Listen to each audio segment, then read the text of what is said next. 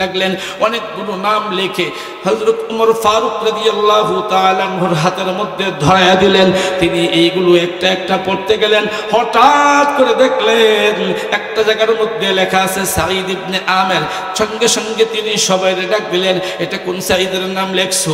আমি এই সাঈদটাকে পরিষ্কার চিনতে পারতেছি না, তোমরা একটু সুন্দর করে বলো। লোকগুলো জবাব দিলেন, আমিরুল মুমিনিন, এটা আর অন্য কেউ নন বরং আমাদের হিমসের মন্ত্রী, আপনি যারে মন্ত্রী বানাইছেন সাঈদ ইবনে আমের আল জুমাহি রাদিয়াল্লাহু আনহু। ওমর ফারুক রাদিয়াল্লাহু তাআলা আনহু সবার সামনে চোখের পানিটুকু মুছলেন আর কাঁদলেন, আল্লাহ, হিমসের জনগণ বলে তাদের নেতা নাকি এত গরিব, এত গরিব, তিনি একটা সরকারি কার্ড পাওয়ার যোগ্য। আল্লাহু আকবার বলেন না? কি বুঝেন? আমাদের এই দেশের মধ্যে কি এমন কোন মেম্বার আছে যে একটা কার্ডের চাইল পাওয়ার যোগ্য? কথা কয় না, কথা কয় না, খালি চিল্লাই হুদাই মিশা কথা কয়, গরিবের বন্ধু, গরিবের বন্ধু। আসলে গরিব মানুষ দেখবারই পারে না, ভোটের জন্য চিল্লায়, ভোটের জন্য চিল্লায়। তবে সবাই না, দুই একটা থাকতে পারে যারা আমরা এই বহু বছরে চিনি না। কথা কয় না? হ্যাঁ, দুই একটা থাকতে পারে, তবে বহু বছরে চিনি নাই। হয়তো অজপাড়া কোনো গ্রামের কোনো মেম্বার আছেন যারা আমরা চিনি না। যাদেরকে চিনি ওরা খালি খাই খাই কোম্পানির মানুষ, খাওয়ানোর কোম্পানি খুব কমই আছে। সাঈদ ইবনে আমের আল জুমাহি তিনি বাংলাদেশের চাইতে আরো বড় ভূখণ্ডের একজন মন্ত্রী। জনগণ কয় আমাদের মন্ত্রী অনেক গরিব মানুষ, তারে আপনি সরকারি কিছু চাইল ডাল দিয়েন। আল্লাহু আকবার। আমিরুল মুমিনিন, আমাদের মন্ত্রী অনেক গরিব, তিনি এই রমজানের মাঝে একটা নফল আমল করলেই ফরজের সওয়াব। এই ওয়াজটা আমার ধারণা শতকরা ৯৯টা মসজিদে করা হয়েছে, আর আগামী শুক্রবারে শতকরা সবগুলো মসজিদে আমাদেরকে বলে দেওয়া হবে, এই যে রমজান চলে আসলো, একটা নফল আমল করলেই একটা ফরজের সওয়াব। সুবহানাল্লাহ কন্যা। এই ওয়াজটা শোনার পর মুসল্লিরা জুড়ে জুড়ে চিৎকার মেরে মেরে বলে সুবহানাল্লাহ। কিন্তু আমার প্রশ্ন হলো, সুবহানাল্লাহ বললেন, এই শব্দ উচ্চারণের কারণে তো একটা নেকি পায়া গেলেন, কিন্তু আপনি যদি বাস্তবায়ন না করেন, নফল ইবাদত না করেন, ফরজের সওয়াব কেমন করে অর্জন করবেন? এখন হয়তো কেউ কেউ বলবে, হুজুর আমরা তো নফল নামাজও পড়ি, ঘড়ি দেখেই তো নামাজ পড়াই। আওয়াজ নেই। ইমাম সাহেবরা কি ঘড়ি দেখে নামাজ পড়ায় না আন্দাজি নামাজ পড়ায়? কারণ 1 মিনিট বেশি হয়ে গেলেই তো চাকরি যায় যায় ভাব। কাজেই ইমাম সাহেবরা ঘড়ি দেখে নামাজ পড়ান। নামাজের আগে ইকামত দেওয়ার সময় মাত্র আধা কাতার, সালাম ফিরানোর পরেও আধা কাতার। যারা দৌড়াইয়া আইছিল, দৌড়াইয়া গেছে, এরা বাড়িতে যায় নামাজ পাইরে আসছে, যাই নফল ইবাদত শুরু করে দিবে। কথা বলেন ঠিক কি না? জিনা, ওরা মসজিদে দৌড়া যায়, একটা মোমবাতি ধরাবে, আর কার কত বদনাম আছে এগুলা করবে। কেউ কেউ আবার মুনাজাত পার্টিতে বৈশা পড়ে, মানে টাস খেলা। হ্যাঁ, এই যে লয়, হ্যাঁ শুরু করছে। দূর থেকে দেখলে মনে হবে আল্লাহর ওলিরা সবাই দোয়া করতেছে। আর কি, আমার কথা হলো, নফল ইবাদত করলেই যদি ফরজের সওয়াব হয়, এটা সুবহানাল্লাহ তো বললাম, শুনলাম, না মানলে, আমল না করলে সবটা আমি অর্জন করব কেমনে? আমি তো নামাজের আগেও নাই, নামাজের পরেও নাই, বাড়ির মাঝেও পরিবেশ নাই। একই মনে করছেন গাছতলে বৈশা যায় সুবহানাল্লাহ পড়তেছে? এটাও তো নফল ইবাদত, এটা করলেও তো ফরজের সমান সওয়াব হইতো, ঠিক না? আবার রোজা রাখলে এই লাভ, এই লাভ, এই লাভ। অনেকেই তো শুনি, মানি কয়জনে, এই সময় গ্যাসের ট্যাবলেটের চাহিদা খুব বাইরে যায়, জিজ্ঞেস করলেই বলে হুজুর গ্যাস্ট্রিকের জ্বালায় রোজা রাখতে পারি না। অথচ আমরা এই ফজিলত সবাই জানি, একটা ফরজ আদায় করলে 70টা ফরজের সওয়াব। পুরা রমজান মাস মিলাইয়া একটা রোজা রাখা ফরজ না প্রত্যেক দিন আলাদা আলাদা রোজা রাখা ফরজ? একটু ফতোয়াটা দেন না, আপনারা জোরে করেন। একটা রোজা রাখা ফরজ না প্রত্যেক দিন আলাদা আলাদা রোজা রাখা ফরজ? তাহলে একদিন রোজা রাখলে একটা ফরজ আদায় হলো। এই ঘোষণা দিচ্ছি, ভালো করে মনে রাখেন, তার মানে রমজানের যাদের উপর রোজা ফরজ হয়েছে এরা একটা রোজা রাখলে 70টা রোজা রাখার সওয়াব। এরপরেও তো কতগুলো কইব হুজুর আমার গ্যাসে গোতায়, কথা কয় না। এরপরেও তো কতগুলো কইব হুজুর গ্যাস্ট্রিকের জ্বালায় বাসি না দেখে খাই। আর যারা ছোট মানুষ এখনো রোজা ফরজ হয় নাই তাদের জন্য ভিন্ন কথা। আল্লাহ তাআলা আমাদেরকে মানার তৌফিক দান করুন। মানব তো, এখন আমি সামনে যে কথাগুলো বলবো এই কথাগুলো আমাদের মানতে হবে, মানার চেষ্টা করতে হবে। আল্লাহ পাক বলেন, ইয়া আইয়ুহাল্লাযীনা আমানুত্তাকুল্লাহা ওয়াল তানজুর নাফসুম মা কদ্দামাত লিগাদিন ওয়াত্তাকুল্লাহ। সংক্ষিপ্তভাবে তরজমাটা শুনে নেই। ইয়া আইয়ুহাল্লাযীনা আমানুত্তাকুল্লাহ, হে ঈমানদার আল্লাহকে ভয় করো, হে ঈমানদার আল্লাহকে ভয় করো। ওয়াল তানজুর নাফসুম মা কদ্দামাত লিগাদিন, এবং তুমি পরকালের জন্য কি পুঁজি কামাই করছো একটু হিসাব লাগাও। আমরা সবাই ঈমানদার, জুড়ে বলেন। দুই তিনজনের কয় আমরা সবাই। তুমি নিজেকে ঈমানদার দাবি করার পর আল্লাহ পাকের পক্ষ থেকে আদেশ হলো ইত্তাকুল্লাহ। তুমি ঈমানদার হলেই আল্লাহকে ভয় করতে হবে, ভয় করো। এখন আমাদের ফয়সালা হলো আমরা ঈমান এনেছি, আমরা ঈমানদার, পাশাপাশি তুমি রবকে ভয় করি। ভয়ের কারণে আমরা মুত্তাকিও হতে পারলাম। আল্লাহ তাআলা এবার বলেন, তোমরা যারা ঈমান আনার পর আমি আল্লাহকে ভয় করো তারা পরকালের জন্য কতটুকু পুঁজি সঞ্চয় করেছো হিসাব লাগাও। কারণ কিয়ামতের ময়দানে টাকা পয়সা, ক্ষেত বাড়ি ইত্যাদি কোনো কিছুই আমার কাছে কাজে আসবে না, শুধু কাজে আসবে তোমার আমল। যদি ভালো আমল হয়ে যায় জান্নাতটা কিনে নিবা, আর যদি আমল খারাপ হয়ে যায় বিনিময়ে জাহান্নাম পেয়ে যাইবা। আমার আপনার সবার এই মুহূর্তে হিসাব লাগানো প্রয়োজন। আখিরাতের জন্য কতটুকু পুঁজি আমার আপনার সঞ্চয় করা আছে একটু হিসাব লাগাইতে হবে। হিসাব যদি না লাগাই জীবনটা নষ্ট হয়ে যাবে। উলামা থাকেন, সামনে যারা আছেন, তুলা বায়াজান থাকেন, আলেম থাকেন, যে মন চায় সে থাকেন, এই আয়াতটা সবার জন্য, কথা বলেন ঠিক কিনা? কোরআনের আয়াত তো শুধু শ্রোতার জন্য না বরং বক্তার জন্য, শুধুমাত্র সাধারণ ছোটখাটো আলেমের জন্য না বরং বিশ্ব আলেমের জন্য, শুধু আলেমের জন্য না বরং বিশ্ব নবী মুহাম্মদুর রাসূলুল্লাহর জন্য এই আয়াত ছিল, কথা বলেন ঠিক কিনা? এই আয়াত নবী পাকের জন্য যেমন, এই আয়াত আবু বকরের জন্য তেমন, এই আয়াত উমর ফারুকের জন্য তেমন, এই আয়াত আজকের মাহফিলের প্রধান মেহমান আল্লামা খালেদ সাইফুল্লাহ সাদি সাহেবের জন্য, এই আয়াতটা তো আমাদের আব্দুল মাজিদ কাসিমি সাহেবের জন্য, আমার মতো ক্ষুদ্র আলেম জৈনুল আবিদিনের জন্য, আপনার মতো শ্রোতার জন্য, কথা বলেন ঠিক কিনা? আল্লাহ তাআলা তো বলে দিয়েছেন, তুমি যদি বলো তুমি ঈমানদার আমারে ভয় করো, কারণ নামে ঈমানদার অনেকেই হইতে পারে, শুধু মৌখিকভাবে ঈমান আনার পর ঈমানের স্বাভাবিক আরকানগুলো পালন করার পর তাকওয়া আর আল্লাহর ভয় যদি অন্তরের মধ্যে ঢুকে যায়, তোমার এই ঈমান পূর্ণতা পাবে, তোমার এই ঈমান তোমাকে আরো অনেক দূর আগায় নিয়ে যাবে। ঈমানের সাথে তাকওয়াকে যোগ করতে হবে। এখন আমরা ধরে নিলাম আমরা সবাই ঈমানদার, আমাদের মাঝে তাকওয়া আছে কত বেশি, কথা বলেন ঠিক কিনা? এই দুই সিফাত থাকার পর আল্লাহ তাআলা তৃতীয় নম্বরে আদেশ করেন, তাহলে ওয়াল তানজুর নাফসুম মা কদ্দামাত লিগাদ, আখিরাতের জন্য তুমি কতটুকু পুঁজি সঞ্চয় করেছো, আখিরাতটাকে কেমনে তুমি কিনবা, আখিরাতের নিয়ামতগুলো তুমি কেমনে কিনবা, এতটুকু পুঁজি তোমার কাছে আছে কিনা হিসাব লাগাও। আজকে কিন্তু দুনিয়ার হিসাব সবার কাছেই আছে, ব্যাংকে কত টাকা আছে চেক বইয়ে লেখা আছে না নাই, একটু উত্তর দিতে হবে। বিমানের মধ্যে কত টাকা জমা, এটার জন্য তার রিসিপ্ট দেওয়া আছে। গোলার মধ্যে কত মন ধান, এটাও তার হিসাব আছে। গোয়াল ঘরে কয়টা গরু আছে, এটাও হিসাব আছে। কৃষক চিন্তা করতেও থাকে, আগামী বছর এই সিজনের ধান উঠাইয়া আমি এই করব। দুনিয়া দুনিয়ার মোটামুটি হিসাব তোমার কাছে আছে, বান্দারে আখিরাতের হিসাবটাও তোমার কাছে থাকতে হবে। কারণ মালিকের আদেশ, ওয়াল তানজুর, হিসাব লাগা, হিসাব লাগা, হিসাব লাগা। এই জবান দিয়া কতগুলো নেকি কাজ করছো, হিসাব লাগাও। কতগুলো মিথ্যে কথা বলছো, হিসাব লাগাও।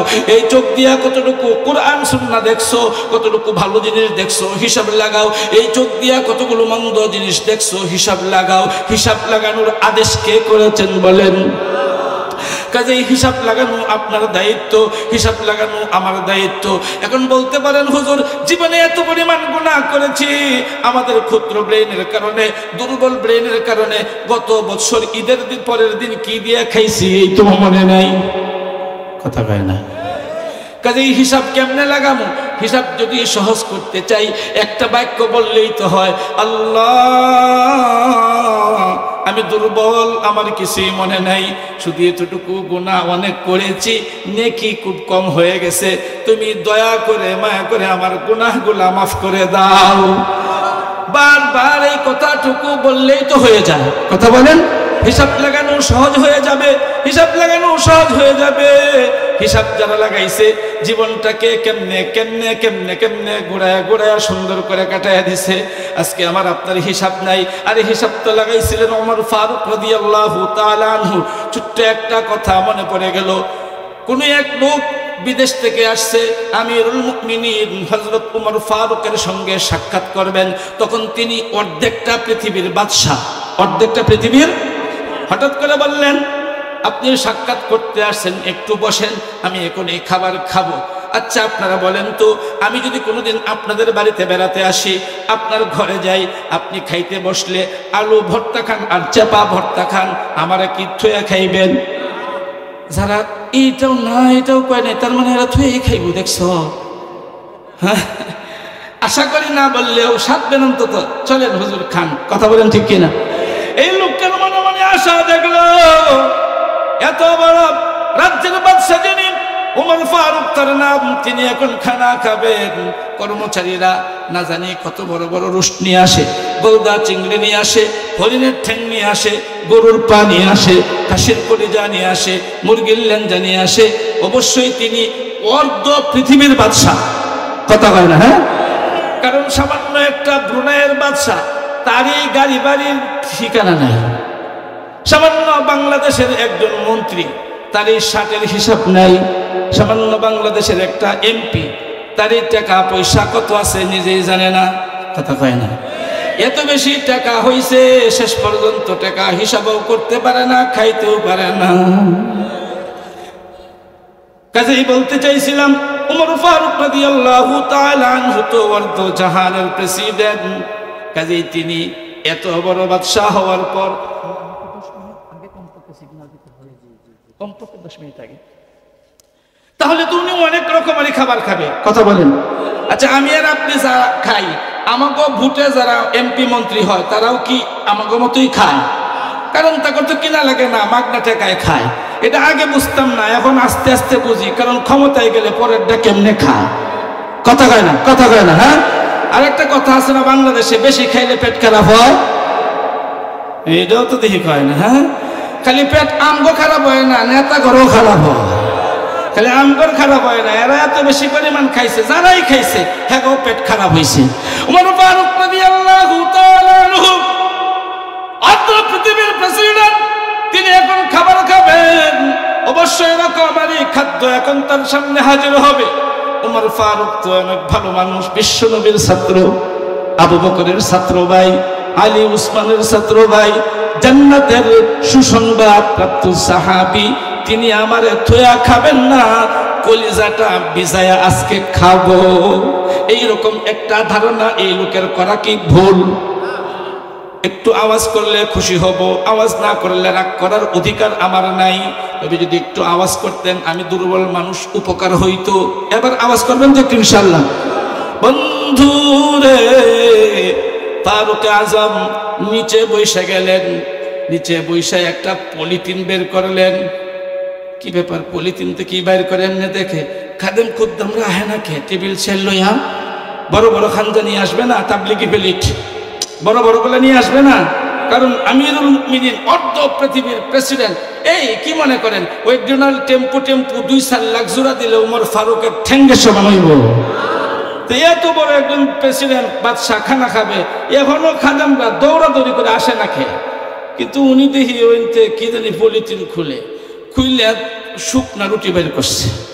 আল্লাহ কেনা কয় না, কেনা কেনা শুকনা রুটির টুকরা মুখের মধ্যে দিলেন, চাবাইতে পারেন না, অতিরিক্ত শক্ত হয়ে গেছে। গ্লাসটা টান দিয়া একটু পানি ভইরা ছাইরা দিলেন। এই লোকটার আর বোঝার বাকি নাই, আমি যা ভেবেছিলাম তা না, উমর ফারুক এই রঙের মানুষ না, সে ভিন্ন রঙের মানুষ। ফেল করে তাকায় রইলেন, যতটুকু পারলেন নীরবে চোখের অশ্রুগুলো ছেড়ে দিলেন। কান্নারত অবস্থায় বললেন, আমিরুল মুমিনিন, প্রথমে আপনি পরীক্ষা করলেন রুটিটা চিবাইতে পারেন কিনা, পারলেন না। এখন পানির মধ্যে ভিজাইয়া দিলেন, আপনি কি এভাবেই খানা খান? কয় না, সুযোগ হলে আরেকটু সময় নিয়ে খাই। আল্লাহু আকবার। সময় হলে আরেকটু সময় নিয়ে খাই, তার মানে মাঝে মধ্যে একটু বালা খাওয়ারও সুযোগ হয়। কিন্তু আমি এইভাবে 40 বৎসর যাবৎ খাই, অর্থাৎ যেই দিন বিশ্বনবীর মাদ্রাসায় ভর্তি হইয়া ইমানের ছাত্র হয়ে গেছি, সেই শিক্ষা থেকে আজ পর্যন্ত উপস্থিত কিছু খাদ্য আমি রাখি, রুটি ভেজার পর শুকায় রাখি, যদি সময় থাকে দাঁত দেয়া চিবায়া খাই, আর চিবানুতে আল্লাহর জিকির চলতে থাকে। আর এখন তুমি আমার সাথে রাষ্ট্রীয় ব্যাপারে কথা বলতে আসছো, সময় কম, আর এই মুহূর্তে খাবারের কাজটাও যদি না সারি, অন্যান্য কাজের রুটিন করা আছে, শিডিউলে পরিবর্তন ঘটানো যাবে না, তাই আগে খাবারটা খেয়ে নেই, তোমার কথা শুনে রাষ্ট্রীয় কাজের মধ্যে লেগে যাব। এই জন্য সময়ের স্বল্পতার কারণে পানির মধ্যে ভিজাইয়া দিলাম। এখন আদা চিপানো হবে, আর আদা ঢুকে ঢুকে ভেতরে চলে যাবে। আহারে, তারা তাদের জীবনটারে কেমনে সাজাইলেন, কেমনে হিসাব লাগাইলেন, আর আমি আপনি কেমনে হিসাব লাগাইলাম, সাজাইলাম। হুযাইল ইবনে আয়াজ রাহমাতুল্লাহি আলাইহি সহ আরো 2-1 জনের কথা বর্ণনা আছে। সবসময় বলতেন, হিসাব লাগাও, আমি হিসাব দিয়ে দেব। আল্লাহ,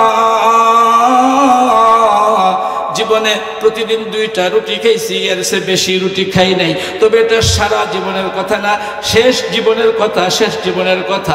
তোমরাও হিসাব লাগাও।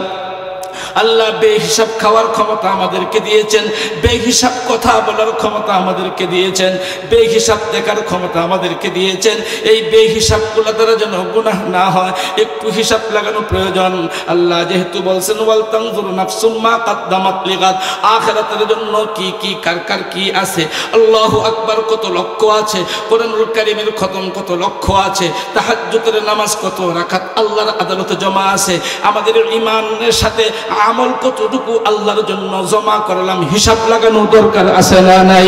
উমর ফারুকের ঘটনা থেকে বুঝলাম আমাদের হিসাব লাগানো দরকার। তিনি জীবনে হিসাবটা কেমনে লাগাইছেন, শেষ কথাটুকু এই লোকটাকে বইলা দিলেন, শোনো, এইভাবে যদি আমি খাবার খেয়ে নেই, ইবাদতের জন্য সুযোগ পেয়ে যাই। কাজে আমার আপনারও একটু হিসাব লাগানো দরকার আছে না নাই? এই জন্য ভাই হিসাব লাগাবো তো। আরো একজন সাহাবীর দিকে একটু যদি তাকাই, সাঈদ ইবনে আমির আল-জুমাহি রাদিয়াল্লাহু তাআলা আনহু, হিমস নামক একটা এলাকার তিনি গভর্নর। এই ঘটনা বলা আমার মাকসাদ না, আমি এদিকে চলে আসব। সংক্ষিপ্তভাবে বলছি, একটু মনোযোগ দিয়ে শুনতে হবে। উলামাদের জানা আছে, তুলাবাদের জানা আছে, সাধারণ মুসল্লির তো আর এই ঘটনা মুখস্থ নাই। আর মানলাম সবার মুখস্থ আছে। ফাজাইল আমল 10 বার 13 বার 15 বার পড়ছে না কে? এরপরেও যদি শোনা যায়, লাভ হয় না লস হয়? সুতরাং যার জানা আছে সেও শুনবেন, যার জানা নাই সেও শুনবেন। সাহাবীদের ওয়াকিয়া যত শোনা যাবে ততই দিল তৈরি হবে, আখিরাতের জন্য উর্বর হয়ে যাবে, আমলের জন্য এই দিলগুলো পাগল হয়ে যাবে। কথা বলেন ঠিক কিনা? সাঈদ ইবনে আমির আল-জুমাহি হিমসের গভর্নর, তিনি সেই জায়গার মধ্যে গভর্নরি করেন, মানে হিমসের তিনি মন্ত্রী। হিমস থেকে একটা প্রতিনিধি দল মদিনার মধ্যে উমর ফারুকের সঙ্গে সাক্ষাৎ করার জন্য আসলেন। আর উমর রাদিয়াল্লাহু সবাইকে বললেন, শোনো, তোমাদের তো জানা আছে হিমসের মধ্যে কারা অনেক গরিব মানুষ। কয় হ, মোটামুটি জানি। কয় তাদের একটা লিস্টি আমার কাছে দিয়ে যাও, আমি তাদের জন্য কিছু রাষ্ট্রীয় রসদ বরাদ্দ দেব, রাষ্ট্রীয় গম, চাল, খেজুর ইত্যাদি তাদের জন্য পাঠাবো। তারা বসে থাকলেন, অনেকগুলো নাম লিখে হযরত উমর ফারুক রাদিয়াল্লাহু তাআলা আনহুর হাতের মধ্যে ধরায়া দিলেন। তিনি এইগুলো একটা একটা পড়তে গেলেন। হঠাৎ করে দেখলেন একটা জায়গার মধ্যে লেখা আছে সাঈদ ইবনে আমের। সঙ্গে সঙ্গে তিনি সবাই ডাক দিলেন, এটা কোন সাঈদের নাম লেখছো? আমি এই সাঈদটাকে পরিষ্কার চিনতে পারতেছি না, তোমরা একটু সুন্দর করে বলো। লোকগুলো জবাব দিলেন, আমিরুল মুমিনিন, এটা আর অন্য কেউ নন, বরং আমাদের হিমসের মন্ত্রী, আপনি যারে মন্ত্রী বানাইছেন, সাঈদ ইবনে আমের আল জুমাহি রাদিয়াল্লাহু আনহু। উমর ফারুক রাদিয়াল্লাহু তাআলা আনহু সবার সামনে চোখের পানিটুকু মুছলেন আর কাঁদলেন, আল্লাহ, হিমসের জনগণ বলে তাদের নেতা নাকি এত গরিব, এত গরিব, তিনি একটা সরকারি কার্ড পাওয়ার যোগ্য। আল্লাহু আকবার বলেন না? কি বুঝেন? আমাদের এই দেশের মধ্যে কি এমন কোন মেম্বার আছে যে একটা কার্ডের চাইল পাওয়ার যোগ্য? কথা কয় না, কথা কয় না, খালি চিল্লাই হুদাই মিশা কথা কয়, গরিবের বন্ধু, গরিবের বন্ধু। আসলে গরিব মানুষ দেখবারই পারে না, তাহলে ভোটের জন্য চিল্লায়, ভোটের জন্য চিল্লায়। তবে সবাই না, দুই একটা থাকতে পারে যারা আমরা এই বহু বছরে চিনি না। কথা কয় না? হ্যাঁ, দুই একটা থাকতে পারে, তবে বহু বছরে চিনি নাই। হয়তো অজপাড়া কোনো গ্রামের কোনো মেম্বার আছেন যারা আমরা চিনি না। যাদেরকে চিনি ওরা খালি খাই খাই কোম্পানির মানুষ, খাওয়ানোর কোম্পানি খুব কমই আছে। সাঈদ ইবনে আমের আল জুমাহি, তিনি বাংলাদেশের চাইতে আরো বড় ভূখণ্ডের একজন মন্ত্রী। জনগণ কয় আমাদের মন্ত্রী অনেক গরিব মানুষ, তারে আপনি সরকারি কিছু চাইল ডাল দিয়েন। আল্লাহু আকবার। আমিরুল মুমিনিন, আমাদের মন্ত্রী অনেক গরিব, তিনি এখনো গরিব, আপনি যদি পারেন তার নামেও একটা কার্ড দিয়েন, সে কিছু সরকারি চাইল ডাল যেন পায়। হযরত উমর ফারুক কান্না করলেন, সবাই যতটুকু পারলেন দিয়ে দিলেন। একজন লোককে ডাক দিলেন, আমার সাঈদের হাতে এই 1000 স্বর্ণের টাকা আলাদাভাবে দিও, কারণ সে তোমাদের গভর্নর, তার জন্য তোমরাই সুপারিশ করছো গরিব মানুষটাকে সাহায্য দেওয়ার জন্য। আমি তারে পার্সোনাল ভাবে, ব্যক্তিগতভাবে 1000 টাকা দিলাম, যাও এটা তার হাতে দিও। হিমসের মানুষগুলা টাকাগুলো দেওয়ার পর যখন বললেন, আমিরুল মুমিনিন আপনারে ব্যক্তিগতভাবে খরচ করার জন্য দিয়েছেন, দৌড়াইয়া রাত্রে বিবির কাছে চলে গেছেন। বিবি চেহারার দিকে তাকায় কয়, আপনার কি হয়েছে, কি হয়েছে, কি হয়েছে? ভয় পাইছেন, ভয় পাইছেন? আপনার সঙ্গে এতটা দিন সফর করতেছি, সংসার করতেছি, এত মলিন চেহারা কোনোদিন আপনার দেখি নাই। স্বামী হে, আমারে যোগ্য মনে করেন আর অযোগ্য মনে করেন, দয়া করে আপনার এই বিভৎস চেহারার কারণটাকে আমারে একটু খুইলা বলেন। সাঈদ ইবনে আমের আল জুমাহি বলতে লাগলেন, বিবি হে, আমার খবরটা উমর ফারুক জানতে পারছেন, আমার এই দারিদ্রতা মুছার জন্য তিনি 1000 টাকা দিয়ে দিয়েছেন। হে বিবি, আমি আল্লাহর নামের শপথ করে বলি, আমি দুনিয়াকে ভালোবাসি না, দুনিয়া আমার ভালোবাসার পাত্র না, দুনিয়া আমার পছন্দ হয় না, দুনিয়া আমার মহব্বত লাগে না। আজকে উমর 1000 টাকা দিয়েছেন, তার মানে দুনিয়া চলে আসছে। আমি তো আমিরুল মুমিনিনকে টাকাটা ফেরত দেওয়ার মতো সাহস রাখি না, কিন্তু বিবি হে, আমি এই দুনিয়াটুকুন গ্রহণ করতে পারবো না, দুনিয়া গ্রহণ করা আমার পক্ষে সম্ভব না। বিবি কি উত্তর দেয়? আমাকে বিবি কি কইতো, রাখো তোমার বুজুর্গি তাবলিগগিরি। দুইজনে কইছে, বাকের আর বউ মনে কিচ্ছু কইতো না। হ্যাঁ, রাখো তোমার বুজুর্গি, ভাত পাই না, চাল পাই না, কাপড় একটা দিছিলে বিয়ার পরে এখন পর্যন্ত খবর নাই, বুরকা তো তুমি চিনোই না। হুদা কামে তো দরকার হয় সকালবেলায় মুন্সিরে জিগামণি, এখন কথা কইও না, চুপ থাকো, কথা কন ঠিক না বে ঠিক। আর তুমি কি এটা চুরি করে আনছো, এটা তোমার রাষ্ট্রপ্রধান দিছে, তোমারে দিছে, সাক্ষী আছে, সুতরাং এই ব্যাপারে তোমার এত বোঝা লাগবে না, মাসলা তোমার লগে থেকে 2-4টা আমিও শিখছি। এমনি কইতো নি কন কন। কিন্তু বিবি কি জবাব দেয়, মা রে, যদি আমার কোনো কণ্ঠর আওয়াজ কোনো মায়ের কানে পৌঁছায়, ও মা, 2টা হাতে পায়ে দইরা বলি কথাটা মনে রাখো। বিবি জবাব দেয়, স্বামী হে, আপনার ঘরে আইসা খুব সুন্দর কাপড় চোপড় পরার অভ্যাস আমার হয় নাই, আর হবে না। খুব ভালো মন্দ খাওয়ার অভ্যাস আমার হয় নাই, আর কোনোদিন হবে না। এই দারিদ্র জীবনটাকে আমি শুধুমাত্র বরণ করেছি। আমি দেখতে পেয়েছি আমার স্বামী আল্লাহরে চায়, আল্লাহর দুনিয়া চায় না। আমার স্বামী শুধু আল্লাহরে চায়, আল্লাহর দুনিয়া চায় না। কিন্তু আমরা তার পুরা উল্টা, আল্লাহর আকাশ চাই, আল্লাহর এক টুকরা জমিন চাই। কথা বলেন ঠিক কিনা? আল্লাহর দেওয়া একটু চেয়ারম্যানই চাই, আল্লাহর দেওয়া একটু মেম্বারি চাই, আল্লাহর দেওয়া একটু এমপিগিরি চাই, আল্লাহর দেওয়া একটু মন্ত্রীগিরি চাই, আল্লাহর দেওয়া একটু রাষ্ট্রপতি করবার ইচ্ছা জাগে। কিন্তু আল্লাহরে ভালো লাগে না। আল্লাহরে যদি ভালো লাগতো, রাষ্ট্রপতি, মেম্বার, মুসল্লি সবগুলা ইমামের জুতা টানতে রাজি থাকতো। কথা বলেন ঠিক কিনা?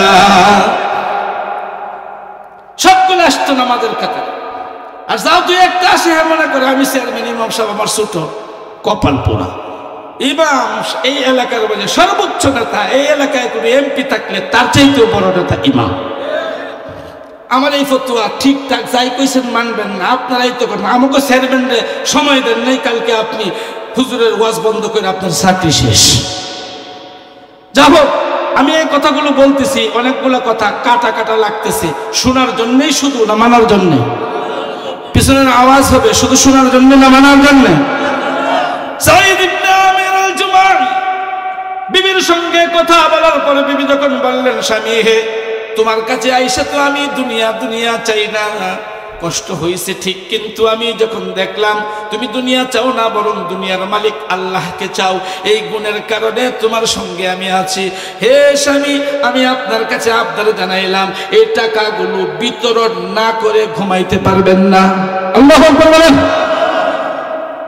এই টাকাগুলো জনগণের মাঝে বিতরণ না করে ঘুমাইতে পারবেন না, তবে একটা দাবি, আমারও বিতরণের একটা অংশে লাগায়া দেন, যাতে আমি সাক্ষী দিতে পারি কিয়ামতের ময়দানে উমর ফারুকের দেওয়া 1000 স্বর্ণের টাকা আমার স্বামী ভোগ করেন নাই, খান নাই, বরং জনগণের মাঝে বিলীন করে দিয়েছেন। টাকাগুলো এমনি বিলীন করে দিয়ে এখন তার চেহারা উজ্জ্বল। আল্লাহু আকবার।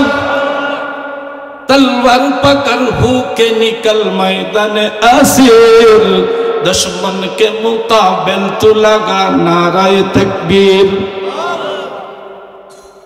बंधु है কিছুদিনের মধ্যে উমর ফারুক রাদিয়াল্লাহু তাআলা আনহু হিমসে সফর করতে গেলেন। জনগণ সবাই হাজির, সালাম কালাম হলো। জিজ্ঞেস করলেন, তোমাদের নেতা, এই এলাকার এই প্রদেশের মন্ত্রী সাঈদ ইবনে আমির আল-জুমাহি কেমন মানুষ? সবাই বললেন, ওনার মতো ভালো মানুষ আমরা আমাদের জীবনে কম পেয়েছি, তবে তার ব্যাপারে কিছু অভিযোগ আছে। অভিযোগ যদি করতে হয় সামনাসামনি করতে হবে, কারণ কারো দোষ আড়ালে বলা ঠিক হয় না। বরং আমি যেহেতু সর্বোচ্চ নেতা, কথা কয় না, আমি যেহেতু সর্বোচ্চ নেতা, হিমসেরও নেতা, চীনেরও নেতা, কথার কথা বাংলাদেশ, ভারত সবগুলো দেশের আমি নেতা, আমি এখন বিচার করব। তবে যদি তার দুশ্চর্চা করতে হয়, তার বিরুদ্ধে কোনো রকম অভিযোগ উত্থাপন করতে হয়, অবশ্যই তার সামনে রাখতে হবে। ঠিক আছে, সামনে হাজির করে দেওয়া হলো কিছুক্ষণের মধ্যেই। কই, তোমরা অভিযোগ করবা, সাঈদ তুমি উত্তর দিবা। যদি তাদের প্রশ্নের সঠিক জবাব দিতে না পারো, সাঈদ রে, আমি জানি তুমি ভালো মানুষ, সেইটা দেখে বিচার হবে না, বরং এখনকার আদালতে যেই অভিযোগ উত্থাপন হবে তার সঠিক নিরসন না হলে উমরের তলোয়ার তোমার দিকে চলে যাবে, কেউ বাঁচাতে পারবে না। বন্ধুত্ব আছে, বন্ধুত্বের জায়গা, তুমি ভালো মানুষ সেটা তার জায়গা, কিন্তু এখন তোমার বিরুদ্ধে যদি মামলা হয়, মামলার সঠিক উত্তর না দিতে পারলে রায় হয়ে যাবে কুরআন অনুযায়ী, বাঁচতে পারবা। সাঈদ রেডি? জি জনাব। আপনি বিচার কার্য শুরু করুন। জনগণকে অর্ডার দিলেন, বলুন কি কি অভিযোগ। এর মাঝে 1 নম্বর অভিযোগ হলো, আমাদের নেতা খুব ভালো মানুষ, কিন্তু দৈনিক অফিসে যে আসেন, ইউনিয়ন পরিষদে আসেন, মন্ত্রী পরিষদ না, উনি ইউনিয়নকে বুঝাইতেছে সহজের জন্য, উনি যে কার্যালয়ে আসেন একটু দেরি করে আসেন। কথার কথা 7টা আসার কথা, উনি আসতে আসতে 7:45 বেজে যায়। আমাদের 40-45 মিনিট অপেক্ষা করতে হয়। এই দেরিটা তিনি কেন করেন? দেখছেন জনগণ কত ভালো। হ্যাঁ, আমরা অবশ্য চেয়ারম্যান করে এমনি ধরি না, ধরলে এরাও কিছুটা সোজা হইতো। কথা ঠিক না? যাইলেন নাকি ঠিক মতো করেন। আমাদেরও দোষ আছে, কারণ হেরা অফিসার কেন করে, বুটের সময় তো হ্যাঁ করে কম জ্বালাইছি না, দিনের বেলায় গাদার মতো চা খাইছি, বলদের মতো পানি খাইছি, রাত্রে আবার এই তাইটাও নিছি। দেখছো কথা কয় না? হ্যাঁ, 2 টাকার সার কারণে দল পরিবর্তন করছি, মত পরিবর্তন করছি। চেয়ারম্যান গুলারে তো আমরাও কম জ্বালাইছি না, দোষ কিছু আমাগরও আছে। 2-3 জনে কয়েকের রে দোষ কিছু আমাগরও। কিন্তু এই জনগণ গুলার দোষ নাই। নেতাদের সামনে রেখা কয়, ওমর ফারুক বিচার করেন, আমাদের মন্ত্রী প্রতিদিন অফিসে আসেন একটু বিলম্ব করে। বললেন এদের অভিযোগ কি সত্য? কয় হ সত্য। কয় কেন তুমি রাষ্ট্রীয় কাজে বিলম্ব করো, সঠিক জবাব দাও। সাঈদ ইবনে আমির আল-জুমাহি রাদিয়াল্লাহু তাআলা আনহু জবাব দেন, প্রথমে আমি অভিযোগ স্বীকার করে নিলাম, তারা যে অভিযোগ আমার বিরুদ্ধে উত্থাপন করেছেন তা 100% রাইট, সঠিক। তবে আমি কেন দেরি করে জানেন? আমিরুল মুমিনিন, আমি হিমসের মতো এত বড় রাজ্যের প্রধান, কিন্তু আমার ঘরে না একটা খাদেমও নাই। আল্লাহু আকবার কইবেন না? আমার ঘরে না একটা চাকর নৌকর নাই, একটা কাজের লোক নাই, একটা বোয়া নাই, একটা কর্মচারীও নাই। ফজরের নামাজ পড়ে আমি আমার বিবির সঙ্গে নাস্তাটা 2 জনে বানাইয়া তারপর খায়া আসতে আসতে একটু বিলম্ব হয়ে যায়, কারণ একজন লোক ঠিক করা কাজের জন্য এমন পয়সা আমার কাছে নাই। জনগণগুলো আবার দরবারের মাঝে আবেদন জানাইলেন, ফারুক আজম আমাদের ভুল হয়েছে, এই বিষয়টা আমাদের জানা ছিল না। হিমসের মতো বড় রাজ্যের গভর্নরের 2-5টা খাদেম তো থাকার কথা, একটাও যেহেতু নাই, এটা তো আমাদের বিচার হওয়া দরকার। কেন আমরা আমাদের মন্ত্রীরে একটা খাদেমের ব্যবস্থা করে দিলাম না? কই 2 নম্বর অভিযোগটা উত্থাপন কইরা ফেলাও। 2 নম্বর অভিযোগ হইল, উনি শুধু আমাদের দিনের বেলায় কাজগুলো কইরা দেন, মাগরিবের পর থেকে যত বিপদ আপদ আসুক ওনারে আর পাই। অভিযোগ সত্য? কয় হ্যাঁ সত্য। কয় জবাব দাও, কেন তুমি আসো না? কয় আমি দিন আর রাত্রে ভাগ করছি, দিনেরটাকে আমি জনগণের জন্য দিয়ে দিছি, আর রাত্রটুকু আমি আমার আল্লাহর জন্য ছেড়ে দিয়েছি। আমিরুল মুমিনিন, দিনের বেলায় জনগণের কাজ করি, সন্ধ্যার পর থেকে যতটুকু জাগনা থাকতে পারি দাঁড়ায়া দাঁড়ায়া আল্লাহর কালাম তেলাওয়াত করি, রুকু সাজদা করি। এই জন্য আমার যত বিচার করা দরকার বিচার করেন, দিন জনগণের জন্য, রাত্রটুকু আল্লাহর জন্য। কয় এরপরের অভিযোগটা করো। কয় এইটা তো দিনের বেলায় দেখা করেন, কাজ করে দেন, রাতে পাওয়া যায় না। মাসে 1 দিন তারে দিনেও পাওয়া যায় না, রাতেও পাওয়া যায় না। এই অভিযোগটা ছোট না আর একটু বড়? পিছনের বাইরে আমার সময় কিন্তু শেষ, মানে গলার কারণে সময় কম নিতেছি, ওয়াজ ছাইড়া দিতেছি। আপনারাও কথা কইলে আর একটু নিতাম, কিন্তু আপনারা একদম চুপচাপ। এই অভিযোগটা একটু করা। দিনের বেলাও তিনি দেখা করেন না, রাতের বেলাও তিনি দেখা করেন না, মাসে 1 দিন তিনি অফিস আসেন না। উমর ফারুক বললেন, সাঈদ অভিযোগ কি ঠিক? তারাও জবাব দিলেন, হ্যাঁ হ্যাঁ অভিযোগ সত্য। কয় তাহলে তুমি সঠিক উত্তর দাও, না হয় কিন্তু কোরআন অনুযায়ী ফয়সালা হয়ে যাবে। আহা, যদি কোনো চেয়ারম্যান, মেম্বার বা আরো কোনো সরকারি কর্মচারী বা উন্নত ডিপার্টমেন্টে চাকরি করেন, গার্মেন্টসের বড় সেক্টরে কেউ থেকে থাকেন, সবার জন্যই আমার মেসেজ হলো, কথাটা শুনেন কি বলে। আমি আপনি কেমনে আখিরাতের হিসাব লাগাইয়া জীবন চালাইলাম। আল্লাহর নবীর সাহাবী সাঈদ ইবনে আমের কেমন করে জীবনটারে চালাইলেন, কেন এইভাবে চালাইলেন? দুনিয়া পাওয়ার জন্য না আখিরাত পাওয়ার জন্য? তিনি আবার জবাব দেন, আমিরুল মুমিনিন, আমার গায়ের মধ্যে যে জুব্বাটা দেখতে পাচ্ছেন, আমার একটা মাত্রই জুব্বা। হ্যাঁ, আমি মৌলবীরও 4-5টা জুব্বা, আমার একটা মাত্র জামা, এই একটা মাত্র জুব্বা সারা মাস কাজ করি, ময়লা হয়ে যায়, কিন্তু ধোয়ার মতো সময় পাই না, কারণ একটাই তো আছে, সারাদিন কাজ করি। মাসে একটা দিন আমি এই জুব্বাটা যে কোনো অন্য একটা কাপড় কিছু মতন পরে ধুয়ে দেই, পরিষ্কার করি, এটাকে সাফাই করি, দিনের রোদ্রে শুকাই, দিনের বেলায় অফিসে আসতে পারি না, আর রাতটা তো আমি আমার আল্লাহরে দিয়ে দিছি, রাতের জন্য কারো সুযোগ নাই। জনগণ সবগুলা কান্না করে দিলেন, অভিযোগ উঠায় নিলেন, না না, আমরা কেমন জনগণ আমাদের আমিরের জন্য 2-4টা জামার ব্যবস্থা করতে পারলাম না? ও আমিরুল মুমিনিন, আমাদের জানা ছিল না আমাদের গভর্নরের একটা মাত্র জামা আর জামা নাই।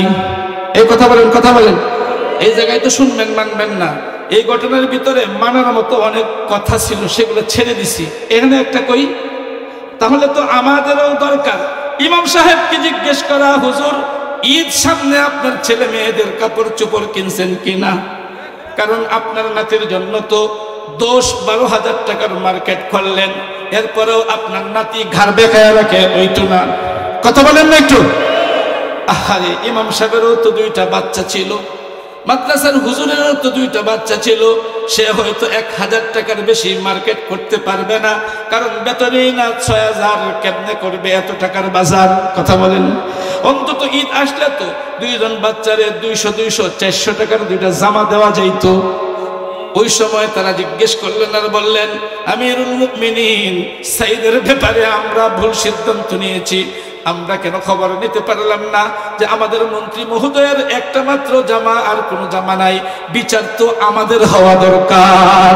কাজেই আমি আপনাদের কাছেও আবদার জানাইতে চাই, আপনি দিতেই হবে এমনটা না, অন্তত খবর তো নেওয়া যায় মহল্লার ইমাম সাহেবের ছেলে মেয়ের বাজার সদাই ঈদ উপলক্ষে হয়েছে কিনা, তার ঘরে অসুস্থ বা বয়স্ক মা বাবা থাকলে তাদের জন্য একটা লুঙ্গি কাপড় ইমাম সাহেব কিনতে পারছেন কিনা। যদি না পাইরা থাকেন, গোপনে নিয়ে 500 টাকা দিয়ে একটা লুঙ্গি কিনে দিলে আপনি ফকির হয়ে যাবেন। কথা বলেন ঠিক কিনা? কেউ দিয়েন না। আরে যদি গরিব হয়ে যান,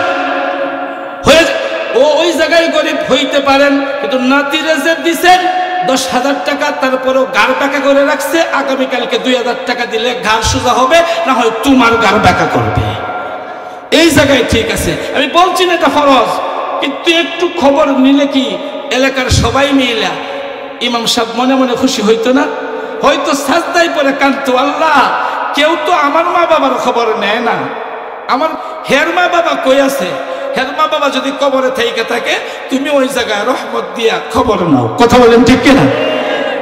হইতে পারে ভাই, আমি কিন্তু এই এলাকার কোন ইমামরে চিনি না, শুধু আমার কয়েকটা ছাত্র আছে, এগুলো চিনি, হাফেজ ফরহাদ, হাফেজ আশিক, আনিস, মিজান, এরকম কয়েকটা ছেলেকে চিনি, কোনো ইমাম সাহেবকে চিনি না।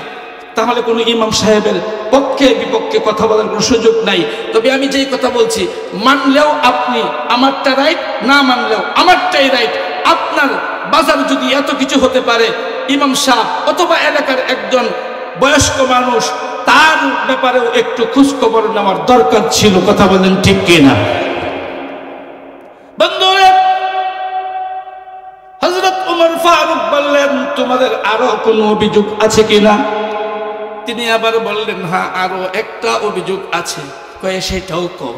কয়ে সেটা হলো, সাঈদ ইবনে আমের মাঝে মধ্যে রাষ্ট্রীয় কাজ করুক, বৈশা আছে, কলম দিয়ে লিখতেছে, হঠাৎ করে বেহুশ হয়ে যায়। হঠাৎ করে কি হয়ে যায়? আমরা এই সময় ভয় পেয়ে যাই, সাঈদ ইবনে আমের আল জুমাহি মনে হয় আমাদের মাঝে আর নাই, তিনি কেন প্রায় বেহুশ হয়ে যায়? কারণটা আপনার মাধ্যমে জানতে চাই। জিজ্ঞেস করলেন, সাঈদ মাঝে মাঝে হুঁশ পার হারাওনি? কয় হ্যাঁ, এই অভিযোগও সত্য, তবে এইটা কিন্তু বিচারের অভিযোগ না, কথা বলেন ঠিক কিনা? সর্বোচ্চ এটা হইতে পারে চাকরি যাবে, এটা কোনো বিচার হবে না, হইতে পারে চাকরি যাবে। তখন তিনি উত্তর দেন, তিনি যে উত্তর দিয়েছিলেন সেই উত্তর যদি সংক্ষেপেও বলতে যাই 1 থেকে 1.5 ঘন্টা দরকার, তবে আমি এতটুকু পর্যন্ত বলতে পারি, খুবাইব ইবনে আদি রাদিয়াল্লাহু তাআলা আনহুকে গ্রেফতার করা হয়েছিল। আরো অনেক কথা আছে, সংক্ষেপ করে একটা কথা বলে দেই। উনি একজন সাহাবীকে কাফের থাকা অবস্থায় সাহাবীকে দইরা মদিনায় নিয়ে মক্কায় নিয়ে গিয়েছিল। এই সাহাবীটারে কাফেররা তার সামনে কাটছে না, এদিক তাকান, ওই কাটার কথাও আছে, বর্ণনা তো একাধিক থাকতেই পারে, শুধু কাটছে যে এরকমটা না, হাতটা এখানে এখানে দইরা এরকম মট করে ভাঙে গেছে, শরীরগুলো এইভাবে মূলার মতো ভাঙতে ছিল। আমি দেখতেছিলাম শেষ পর্যন্ত আল্লাহর নবীর সাহাবী আমার সহযোগিতায় গ্রেফতার করে আনার কারণে জীবনটা ত্যাগ করলেন, শহীদ হয়ে গেলেন। ওই ঘটনা ওমর আমার আজও কান্দায়, আমি আল্লাহর নবীর একজন সাহাবীকে মৃত্যুর মুখে ঠেলে দিলাম, গ্রেফতারকারী দলের মাঝে আমিও ছিলাম। যখন ওই সাহাবীর কথা আমার মনে পড়ে যায়, আমার হুঁশ থাকে না, ইস্তেগফার পড়তে পড়তে আমি বেহুশ হয়ে যাই। তারা জীবনটা কেমনে গুছাইছে। যদি ওমর রাদিয়াল্লাহু তাআলার সাথে সংশ্লিষ্ট আরেকটা ছোট্ট কথা বলি, আপনাদের কি খারাপ লাগবে? ওমর রাদিয়াল্লাহু তাআলা আনহু কি বুঝাইলাম এতক্ষণ? আখিরাতের পুঁজি করা, আমরা তো দুনিয়া লয়ে পড়ে রইছি। ওমর ফারুক রাদিয়াল্লাহু তাআলা আনহু আসলাম রাদিয়াল্লাহু তাআলা আনহুকে ডাক দিলেন, আসলাম বাড়িতে মাশওয়ারা হইছে, বাড়ি বুঝছেন তো, তাবলীগওয়ালারা তো বুঝবেন যে হুজুর একটু বাড়িতে বুঝাই, বাড়িতে যায় কার সাথে বুঝায়? নাতি বউয়ের সাথে না নিজের বউয়ের সাথে? দেখছো তো, উত্তর দেয় না। হ্যাঁ, নিজের বউয়ের সাথে, নিজের ছেলে মেয়েদের সাথে একটু বুঝে, বাড়িতে মাশওয়ারা হইছে, সামনে একটু দরকার আছে, তুমি কি আমারে এই চলতি মাসের বেতনটা, আগামী মাসের বেতনটা, বা গত মাসের বা এই মাসের 2টা মাসের বেতন একত্রে দিতে পারবা? আল্লাহু আকবার বললেন না? সাইয়েদ রে, আমার কাছে কোনো পয়সা নাই। আহা, ওমর ফারুক বলেন আমার কাছে কোনো, অথচ তিনি অর্ধ পৃথিবীর বাদশাহ, আমার কাছে পয়সা নাই, 2 মাসের টাকা আমার যদি দিয়ে দাও, বিবির একটা আবদার পুরা করতে পারি। সে না একটু মিষ্টি খাইতে চাইছে, মিষ্টি কেনার মতো পয়সা আমার কাছে নাই। 1 মাসের টাকা দিয়ে যদি মিষ্টি কিনি, অন্যান্য খরচগুলো অল্প অল্প করে সারতে পারবো না, আমাদের 2 মাসের বেতন একটু একসাথে দিয়ে দাও। হযরত আসলাম রাদিয়াল্লাহু তাআলা আনহু ফারুক আজমের চেহারার দিকে তাকায়া রইলেন আর বললেন, ওমর হে বেয়াদবি মাফ করবেন, আমি আপনারে 2 শর্তে অগ্রিম বেতন দিতে পারি। এই মাসআলাটা আইনা মসজিদে লাগাইয়া দিয়েন না, এই মাসআলাটা আইনা আপনাকে পাশের মক্তবে লাগাইয়েন না, আরেকটু যাচাই বাছাই করে, এটা তো ঘটনা ফতুয়া না, কথা কয় না, এটা তো ঘটনা ফতুয়া না, আরেকটু বুঝে লাগাইতে হবে।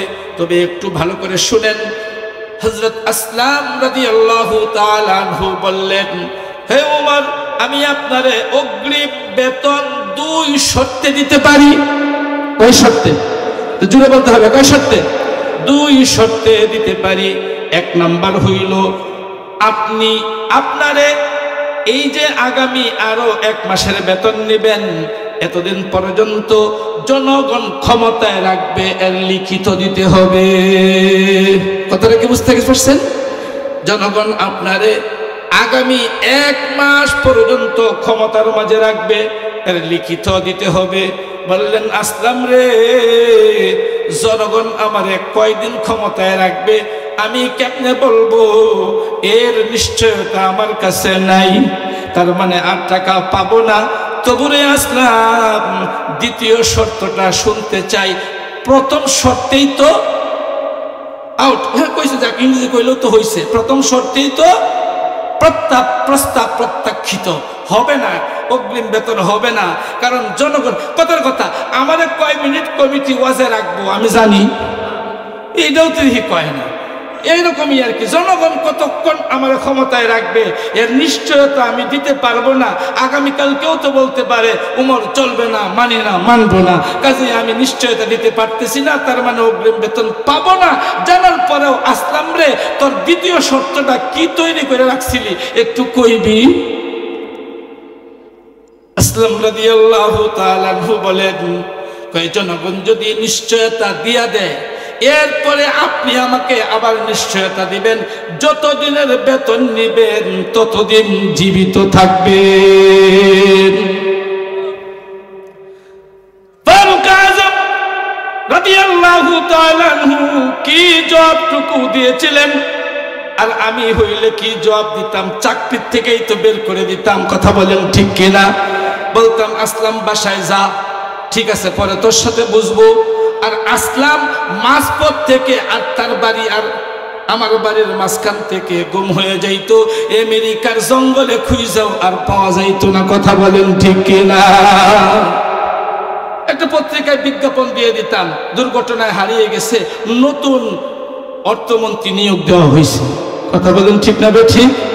কাজে ভাই বন্ধুরে, আসলাম রাদিয়াল্লাহু তাআলা আনহু যখন ফারুক আযমের প্রস্তাব যুক্তির মাধ্যমে প্রত্যাখ্যান করে দিলেন, ফারুক আযম জবাব দেয়, আসলাম রে তুই তো আমার ছাত্র না, বরং বিশ্বনবীর ছাত্র, তোর মুখ থেকে এই ধরনের বাক্য শোনাই স্বাভাবিক, বাক্য শোনাই স্বাভাবিক।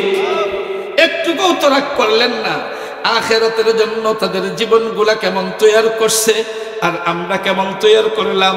আমরা তৈয়ারে ত্রুটি কথা আছে না? আমরা তৈয়ারে ত্রুটি আছে না আমাদের? তাই তো আল্লাহ ডাকে বললেন, ইয়া আইয়ুহাল্লাযীনা আমানুত্তাকুল্লাহা ওয়াল তানজুর নাফসুম মা কদ্দামাত লিগাদিন ওয়াত্তাকুল্লাহ। আখিরাতের জন্য তোর পুঁজি কি আছে তৈরি কর, তৈরি কর, আল্লাহরে ভয় কর। ওয়ালা তাকুনু কাল্লাযীনা নাসুল্লাহা ফাআনসাহুম আনফুসাহুম। এই ওদের মতো হইস না যারা তাদের আল্লাহকে ভুলে গিয়েছে। আল্লাহরে ভুলে মনে করছো অনেক কিছু হয়ে গেছো। না না না, বরং তুমি তোমার নিজের ক্ষতি করছো। আমি এই জায়গার মধ্যে আনসা শব্দের তরজমা আঞ্চলিকভাবে বোঝানোর জন্য ক্ষতি বলতেছি। হযরত উলামায়ে ইকরাম, তুমি মনে করছো আল্লাহর হুকুম নামাজ ছাইরা দিয়া অনেক কিছু কামাই করে ফেলছো, ক্ষেতের মধ্যে হাল চাষ করে লাইছো 2 কাঠা, আমি নামাজ পড়লাম না, এইদিকে অনেক কিছু কামাই করলাম, আমি নামাজ পড়লাম না, ব্যবসাটা ঠিকঠাক মতো চালাইয়া গেলাম, আমি নামাজ পড়লাম না, গরুটা বেইসা পরে বাড়ির মধ্যে আয়া বললাম না, তুমি অনেক কিছু করছো তা না, আল্লাহকে তুমি ঠকাইতে পারো নাই, বরং তুমি নিজে ঠকছো। আল্লাহরে তুমি ভুলতে পারো না, আল্লাহকে ভুইলা গেছো মানে তুমি তোমার নিজেরে ভুইলা গেছো। কবি বলেন, আগার খাগি হাম নিশিনি বা খুদা গুনাশিনাত দর হুজুরে আউলিয়া দর হাকিকত গশতাই দুর আজ খুদা গর শুবি দুর সাহবতে আজ আউলিয়া গর তু সঙ্গে খালাওয়া পর মরশুবি চুব সাহেব দিল রুসি গাও হরশাবি। এই সংক্ষিপ্ত কবিতার আরো সংক্ষিপ্ত অর্থ হলো, তুই যদি আল্লাহ ওয়ালা থেকে দূরে সইরা যাস, মনে রাখবি তুই আল্লাহ থেকে দূরে সরে গেলি। আর আল্লাহ থেকে যে ব্যক্তি দূরে সরে যাবে সে ব্যক্তি কোনোদিন জান্নাতে যাইতে পারবে না। শয়তান ধাক্কায়া ধাক্কায়া তারে জাহান্নাম পর্যন্ত নিয়ে যাবে। তাই তো মালিক সতর্ক করে বলেছেন, ওয়ালা তাকুনু কাল্লাযীনা নাসুল্লাহা ফাআনসাহুম আনফুসাহুম উলাইকা হুমুল ফাসিকুন। এরাই হইল বিভ্রান্ত কারী, এরাই হইল জমিনের মাঝে ফাসিক বলতে নিকৃষ্ট ধরনের মানুষ, গুনাহগার, পাপাচার ব্যক্তিবর্গ। কাজেই সাবধান হয়ে যাও, সাবধান হয়ে যাও, আল্লাহকে ভুলে যাও না, আল্লাহকে হাজির নাজির জানো। এ ভাই আরেকটা কথা মনে পড়ে গেছে, আমরা কি আল্লাহর সাথে সাক্ষাৎ করতে হবে না? জোরে বলতে হবে, আল্লাহর সাথে সাক্ষাৎ করতে হবে না? ওই যে সাক্ষাৎ যদি করতে চাই, আজকে আমি জুমার নামাজে মুসল্লিদের জিগাইছি, সবাই কয় হ সাক্ষাৎ করবো। আচ্ছা আপনারাও করেন, আচ্ছা আপনারা একটু জোরে কইতে হইব ভাই। আমরাও কি মনে আশা আছে? যেমন আমাদের সবার মনে আশা, মাঝখানে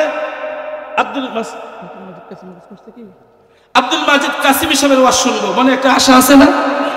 এই যে 2-3 জনের আশা আছে, পিছনেরও আশা আছে, কিন্তু আমি যে বুঝতেছি না। আমি আপনাদের এখানকার 4 বারের পুরাতন বক্তা, গলাটা ভাঙ্গা তো আপনারা বুঝতেছেন। শুধু এই ছাত্র এবং একইসে কি আমার জানেন, হুজুর আপনার গলা বন্ধ হইলে বন্ধ হয়ে যাক, আমাকে এলাকার মানুষে আপনারা দেখবো তাই হইব, এই কথার পরে কি আর কোনো কথা থাকে? আর আমি আঞ্চলিক ভাষায় কথা বলতেছি, বুঝতেই পারতেছেন, মেহরবানি করে একটু আওয়াজ দিলে তো মেহমানের ইকরাম হয়ে যায়। খাওয়ান দাওয়ান তো খাওয়াইছে এলাকার ছেলেরা, এখন আপনার একটু কথা বললে মেহমানদারি হয়ে যাবে। আমার সাথেও কথা বলবেন, আব্দুল মাজিদ কাসিমি সাহেবের সাথেও কথা বলবেন। পরবর্তীতে একটা আশা আছে না, সাদি সাহেবকে দেখুন, 5 বছর আগে দেখছিলাম, এখন বেড়াটা কেমন হয়েছে। কেউ কেউ 10 বছর আগে দেখছিল, আজকে মনে আশা লয়ে আইছে, আজকে দেখুন। এই জন্য আমাদের তো একটা আশা রাখা দরকার, সাদি সাহেবকে দেখলে কারো ভালো লাগবে, আব্দুল মাজিদ কাসিমের দেখলে কারো ভালো লাগবে, হয়তো 2-1 জনের আশা ছিল জয়নুল আবিদিনকে দেখলেও ভালো লাগতে পারে। কথা বলেন, যেমন আপনার প্রিয় বন্ধুটারে 5 বছর পরে দেখলে কেমন জানি মায়া লাগে, বুইরা তারপরে একটা জড়ায়া হাউমাউ করে কান্দা দেয়। দূরের কেউ বলবে বুড়া বয়সে বিমরতি, অথচ তার অন্তর জানে বুইরা এখন হইছে, কিন্তু আমার বাল্যকালের ফুটবলের বন্ধু। কথা বলেন ঠিক কিনা? কাজেই বন্ধুরে, তোমার আমার মনের মধ্যে তো আশা থাকবেই, আমি আমার আল্লাহর সাথে সাক্ষাৎ করব। কথা বলেন ঠিক কি না? আল্লাহর সাথে সাক্ষাৎ করার আশা কার কার আছে? হাত তুলে দেখাই। আল্লাহ তোমার সঙ্গে সাক্ষাৎ করতে চাই, কবুল করে নাও, আমিন। হাত নামান। আল্লাহর সাথে যেহেতু আমার সাক্ষাৎ করার ইচ্ছা, আল্লাহ তাআলা কোরআনুল কারীমের মধ্যে বলে দিয়েছেন, ফামান কানা ইয়ারজু লিকা রাব্বিহি ফালইআমাল আমালান সালিহা। এই আমরা কিন্তু মাত্র বলছি আমরা সাক্ষাৎ করতে চাই কার সাথে? জুড়ে বলতে হবে, সাক্ষাৎ করতে চাই কার সাথে? আল্লাহর সঙ্গে সাক্ষাৎ করতে চাই। আর আল্লাহ বইলা দিয়েছেন, ফামান কানা ইয়ারজু লিকা রাব্বিহি, তোমাদের মাঝে যে চায় আমি আল্লাহরে দেখবা, আমায় আল্লাহর সাথে সাক্ষাৎ করবা, আমি আল্লাহর কাছাকাছি আইসা কথা কইবা, একদম সামনে দাঁড়াইবা, এমনি আমনা সামনা হইয়া দেখবা। এই তুমি যদি দেখতে চাও একটা কাজ করতে হবে, তুমি গুনাহ করতে পারবা না। ফালইআমাল আমালান সালিহা, গুনাহ করতে পারবা না। আমলে সালেহ করবা মানে গুনাহ করতে পারবা না। ফালইআমাল আমালান সালিহা, তার মানে এই মুখটা দিয়া শোনা বন্ধুর গান গাওয়া যাবে না, পারলে সূরা ইখলাস পড়তে হবে। কথা বলেন ঠিক কি না? কাজে এই সবটা দিয়া রাত্রে মোবাইলে আকাম কুকাম দেখা যাবে না, পারলে আল্লাহর কোরআনটা কান দিয়ে নিয়ে দেখতে হবে। কথা বলেন, এই কানের মধ্যে হেডফোন দিয়া আজে বাজে গান শোনা যাবে না। শুনতে হইলে আল্লাহর কালাম শুনতে হবে, আপনার পছন্দনীয় হক্কানি আলেমদের বয়ান শুনতে হবে। যদি শুনতেই হয় এইগুলো শুনতে হবে, এই নোংরা কিছু শোনা যাবে। কাজে আমাদেরও একটু শিক্ষা গ্রহণ করা দরকার। সমাজের মধ্যে কিছুটা তো পরিবর্তন আসতেছে, আসুক, আমরা চাইনি।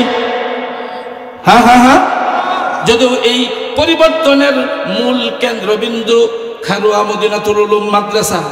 মদিনাতুল উলুম নাম আবুল হাসাম সাহেব হুজুর যে মাদ্রাসা আছেন খারুয়া না, এই মাদ্রাসাটার এই ফসল হয়তো ওনারাই ভিত্তি প্রথম স্থাপন করেছেন, এরপর আস্তে আস্তে শাখা প্রশাখা অনেক ছড়ায় গেছে। ভাইরে, আজকে আমার বড় আনন্দ লাগতেছে, 2 বার তো ওই মসজিদ কর্তৃক মাহফিলে মনে হয় এসেছিলাম ক্ষেতের মধ্যে, 3 বার। আর আজকে এটা লইয়া মাঠে মনে হয় 4 বার, মনে হয় 4 বার, একবার কম বেশি হতে পারে, সঠিক গণ্যতা রাখি নাই। আজকে দেখি আল ইসলাহ সমাজ কল্যাণ সংগঠন, যার অর্থই হইল এই সমাজের কিছু ছেলে নিজেরা আল্লাহর দিকে ধাবিত হতে চায়, নিজেদেরকে সংশোধন করতে চায়, এর মাধ্যমে আরো অনেক মানুষকে সংশোধন করে আল্লাহর জান্নাতে নিয়ে যেতে চায়। ইসলাহ শব্দের অর্থই হলো আমি নিজে সংশোধন হব, আর এর ছায়াতলে অনেক মানুষকে চাইনা আনবো, সবাই মিলে আল্লাহর সাথে সাক্ষাৎ করব। সবাই মিলে কার সাথে সাক্ষাৎ করব? আরে বুঝেন না কে? আল্লাহর সাথে সাক্ষাৎ যেই করবে সেই জান্নাতি, সেই জান্নাতি, সেই জান্নাতি। বরং কথাটা এমনি না, জান্নাতি হইয়াই আল্লাহর সঙ্গে সাক্ষাৎ। এই কথাটা বোঝানোর জন্য ছোট্ট 1 মিনিট একটা কিচ্ছা কইতাম। পিছনের বাইরে এখন একটা কিচ্ছা কইতাম নি। রাত্রবেলায় দেখে সব শিয়াল দৌড়ায়।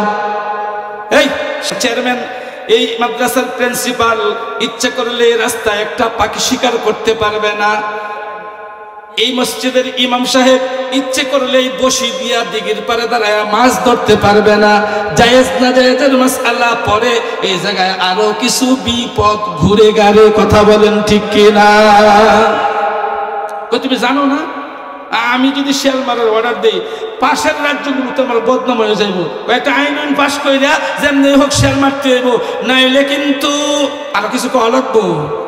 প্রধানমন্ত্রী যদি খালি উল্টা পাল্টা করে আপনি ঘরে শান্তি মতো খাইতে পারবেন একদিন?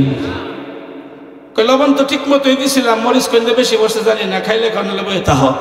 3 সন্তানের মা নাতি হয়ে গেছে, হ্যাঁ মারানো যাইতো না, কিছু কমানো যাইতো না, আর সোয়ারি বলা ছাড়া উপায় আছে? এখন রানীর আদেশ পাশ করার জন্য, বাস্তবায়ন করার জন্য মন্ত্রী সুরারে লইয়া সিদ্ধান্ত নিছে, একটা আইন পাশ কর, যেই শিয়ালের কান ধরলে ঘাড় পর্যন্ত যায়, এদিক কান ধরলে ঘাড় পর্যন্ত যায়, এগুলোর কান কাইটা দিবা। 2 কান কাটলে এরা কি হাসপাতালে যায় ব্যান্ডেজ করবে? এমনি রক্ত বইরা মারা যাবে। আর 1-150 কাটলে তো ডরায়া একলাই চলে যাবে।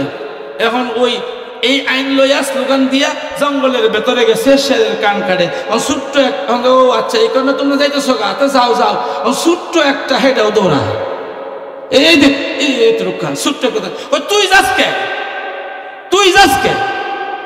তোর কানে এত দৌড়া, এটা গানেও যাইবো না, নাকেও যাইবো না। সমস্যা তো এইটাত না, রাজায় যে পুলিশগুলা পাঠাইছে এইগুলা মাইপে কাটে না, কাইটে পরে মাপে।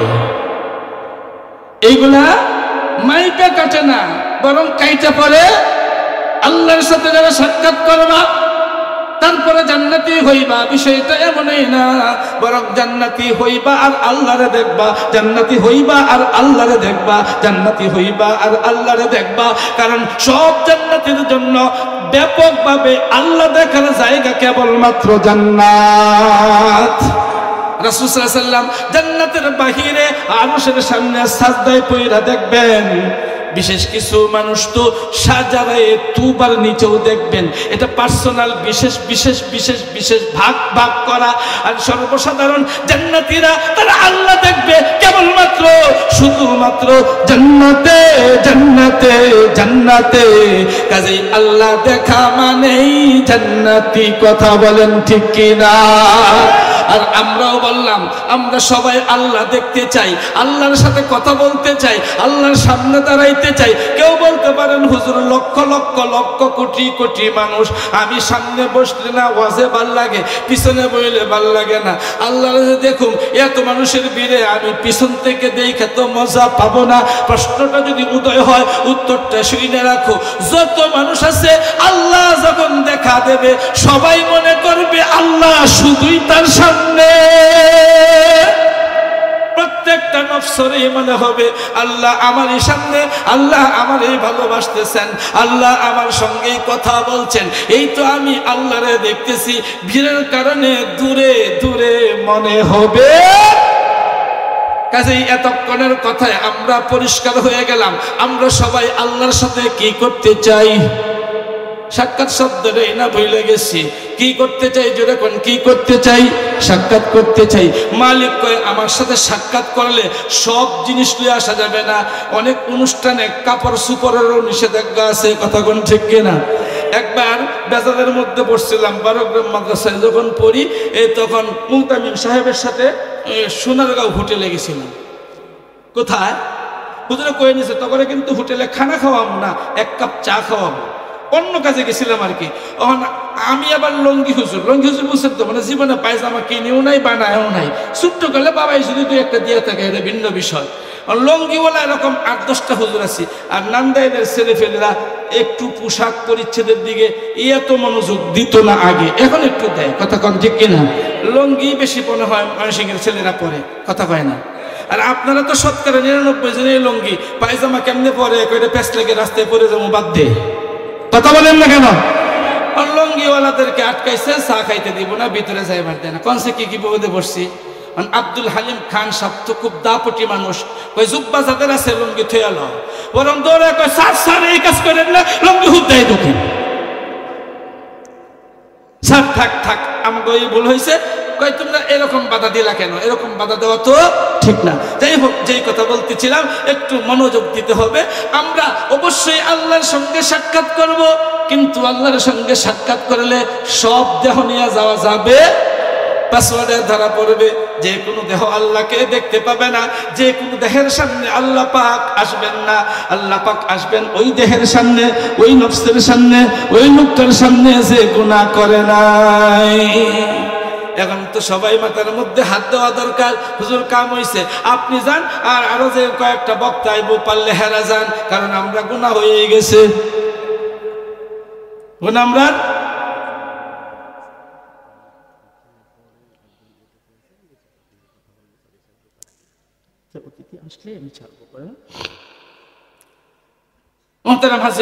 আমি আগেই বলছি আমার গলাটা খারাপ, কথা একটু ভেঙ্গা ভেঙ্গা হইতেছে। আপনারা কি কষ্ট হইতেছে ভাই?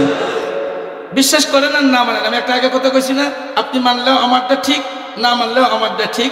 আমি শুধুমাত্র এর শেষ প্রস্তাবটা ফালতে পারি নাই। কয় ওয়াজ করা লাগবো না, আহেন মাইসে দেখবো, আপনি দেখে যাবেন এলাকাটা। এখন আর কমুখী গাড়িতেই তো বয়ে থাকুন, আস্তে আস্তে যাই। যেই কথা বলতেছিলাম, আল্লাহ রাব্বুল আলামিন সব সবার সাথে তো সাক্ষাৎ করবেন না, সাক্ষাৎ তো করবেন কার সাথে? কার সাথে? দিক তাকান, দিক তাকান। যার গুনাহ নাই, এখন আমাকে গুনাহ তো হয়েই গেছে। আল্লাহ রাসূল বলেন, আত্তাইবু মিনাদ যামবি কামাল্লা যামবা লা। যদি কেউ গুনাহ হয়ে যায় আর সে যদি তওবা কইরা ফেলায়, নবী বলেন এর গুনাহ নাই। যদি বুঝতেন তো চিল্লায়া কইতেন আল্লাহু আকবার।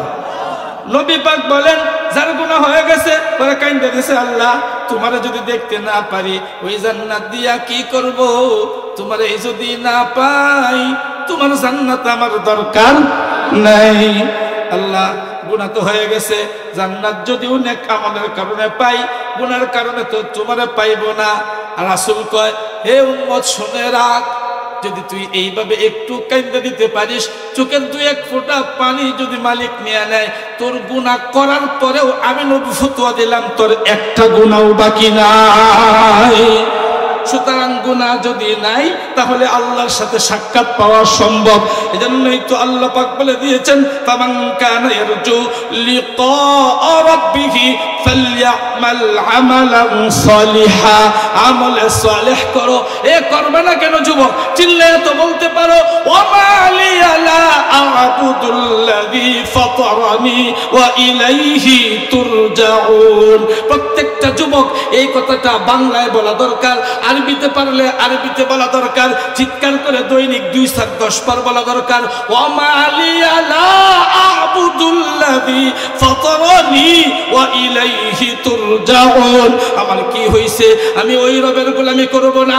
আমার কি হইল?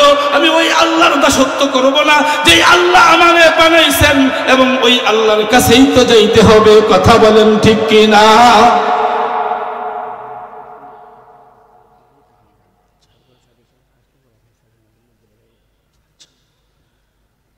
তো মুহতারাম হাজিরিন, এই যুবক ভাইরা যারা আছেন এর মধ্যে পুরা মানুষও কিন্তু শামিল। বলেন কোরআনের আয়াত না, সূরা ইয়াসিনের আয়াত না? ওয়া মা লিয়া লা আ'বুদুল্লাযী ফাতারানি ওয়া ইলাইহি তুরজাউন। আমার কি হলো? আমি আল্লাহর গোলামি করব না। একটু জোরে বলেন না, আমার কি হলো? সবাই বলতে হবে, মুখ খোলেন। যদি কোনো আলেম থাকেন সে বাদ, কোনো ছাত্র থাকলে তারাও বলতে হবে, কারণ সেই ছাত্রর চাইতে আমার বয়স একটু বেশি। কারণ এই গ্রামের মধ্যেই তো আমার 2টা ছাত্র আছে যারা দাওরা হাদিস শেষ করে এখন আবার পড়াইতেছে। কথাই কয় না। তার মানে ছাত্র থাকলে বলতে হবে। বলেন আমার কি হলো? যে আমি গোলামি করব না, যিনি আমারে বানাইছেন তার, অথচ তার কাছেই চলে যেতে হবে। এই দুনিয়ায় কি থাকা গেছে? হ্যাঁ, আশনাগি বা মুসাফির করদা নাই দিল খুব নিস্ত। আশনাগি বা মুসাফির করদা নাই দিল খুব নিস্ত। ও মুলুকে খেসরতা দাগে হাবর দিলে জন। ছাত্র ভাই কেউ থাকলে আসতে পড়ি, কবিতাটা মজা, আমার কাছে খুব মজা লাগে। আশনাগি বা মুসাফির করদা নাই দিল খুব নিস্ত।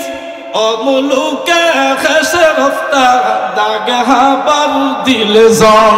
আশনাগি বা মুসাফির করদা নাই দিল খুব নিস্ত। ও মুলুকে খেসরতা দাগে হাবর দিলে জন। এই পৃথিবীর সঙ্গে, এই পৃথিবীর কারো সঙ্গে, বলেন এই পৃথিবীর সঙ্গে, এই পৃথিবীর কারো সঙ্গে মায়া জড়ানোর কোনো লাভ নাই, কারণ মায়াটা স্থায়ী হবে না, মায়ার মানুষটা চলে যাবে, শুধুমাত্র আমার অন্তরে একটা দাগ দিয়া যাবে। এই কবিতার অর্থটা বোঝার জন্য সামান্য একটা উপমা দেই, এদিক তাকাতে হবে। সম্ভবত প্রধান অতিথি আসছেন না? ভালো আছেন? জি জি, এদিক দেখেন একটু বলেন। ধরেন আমরা কক্সবাজারে গেছি, ওই জায়গার দৃশ্যটা খুব মজা লাগছে, একটা ছাত্র ভাই পাইছি, তার ব্যবহারেও পাগল হয়ে গেছি, অনেক সুন্দর ব্যবহার। নাম নিলাম, ফোন নাম্বার নিলাম, কোন জামাতে পড়ো? সরহে বেকায়া। দুস্থ আমিও সরহে বেকায়া পড়ি। একটা সময় হলো, ঘুমের সময় হয়েছে, সে তার ঘুমের ঘরে চলে গেছে নিজের বাড়িতে, আমি বাসের মধ্যে ওইটা চলে আসছি, হয়তো আর কোনোদিন দেখা হবে না। কথা বলেন ঠিক কিনা? এই জন্যই তো কবি বলছেন, আশনাই মুসাফির করদা নাই দিল খুবানিস্ত ও মুলুকে খেসে রফতা দাগে হাবর দিলে জন। সে তার গন্তব্যে চলে যাবে, তুমি তোমার গন্তব্যে চলে আসবে, সে তার ঠিকানায় পাড়ি দেবে, তুমি তোমার ঠিকানায় পাড়ি জমাইবা। শুধু তোমার অন্তরের মাঝে একটা দাগ লেগে থাকবে। এই পৃথিবীর মায়ায় যদি তুমি পয়রা যাও, এই পৃথিবীর প্রেমে যদি পাগল হয়ে যাও, আল্লাহর তুই যদি আব্দুল খালেকের মায়ায় পড়ো, আল্লাহর তুই যদি তাসলিমার প্রেমে পড়ো, আল্লাহকে রেখে যদি ক্ষেতের প্রেমে পড়ো, আল্লাহকে বাদ দিয়ে যদি গরুর প্রেমে পড়ো, আল্লাহকে বাদ দিয়ে যদি ক্ষমতার প্রেমে পড়ো, আল্লাহকে বাদ দিয়ে যদি প্রশাসনের প্রেমে পড়ে যাও, এই সেই প্রেমের মধ্যে পড়ো, যাই না রাইখো, সবগুলো তোমার থেকে বিদায় নেবে, সবগুলো তোমার থেকে বিদায় নেবে। আল্লাহ যদি না পাও, শুধু অন্তরটা কাইটা কাইটা কাইটা কাইটা নষ্ট করে যাবে। কথা বলেন ঠিক কিনা? এজন্যই তো প্রত্যেকটা যুবকের, প্রত্যেকটা নারীর, প্রত্যেকটা পুরুষের, প্রত্যেকটা বুড়ার, প্রত্যেকটা বুড়ির, প্রত্যেকটা আলেমের, প্রত্যেকটা ছাত্রের, প্রত্যেকটা মানুষের এই কথাটা জোরে জোরে বারে বারে বলা দরকার। ওয়া মালিয়া লা আ'বুদুল্লাযী ফাতারানি ওয়া ইলাইহি তুরজাউন। যিনি আমারে বানাইছেন তার ইবাদত করব না কেন? যিনি আমারে বানাইছেন তার ইবাদত করব না কেন? অবশ্যই তার ইবাদত করতে হবে। কথা বলেন ঠিক না বেঠিক? আরে কিছু কিছু সময় কথা বলতে হয়, হ্যাঁ কিছু কিছু সময় কথা বলতে হয়, না বললে তো সব সময় হয় না, কিছু কিছু সময় কথা বলবো তো ইনশাল্লাহ। এজন্য ভাই আমাদের প্রত্যেকের এই পণ হোক, আমি ইবাদত করব তার যিনি আমারে বানাইছেন। কেন ইবাদত করব না? তিনি আমারে বানাইছেন। আমি কেন ইবাদত করব না? তিনি আমারে বানাইছেন। আর ইবাদত করি আর না করি, একদিন তো তার কাছে যাইতে হবে। প্রত্যেকটা চোখের পাতার হিসাব নেওয়া হবে, প্রত্যেকটা ঠোঁট নাড়ানোর হিসাব নেওয়া হবে, প্রত্যেকটা কল্পনার হিসাব নেওয়া হবে, প্রত্যেকটা জল্পনার হিসাব নেওয়া হবে, প্রত্যেকটা সিদ্ধান্তের হিসাব নেওয়া হবে। কথা বলেন ঠিক না বেঠিক? কাজে হিসাব নেওয়ার আগে আমার হিসাবটা করা দরকার। হিসাব নেওয়ার আগেই যদি হিসাবটা লাগাইতে পারি, হয়তোবা হিসাবটা সহজ হয়ে যাবে। যদি আমরা সামনে এভাবে হিসাব লাগায় লাগায় আগাইতে পারি, আখিরাত আমাদের জন্য সহজ। কয়েকটা কথা মনে রাখলেই তো আখিরাতটা সহজ হয়ে যায়।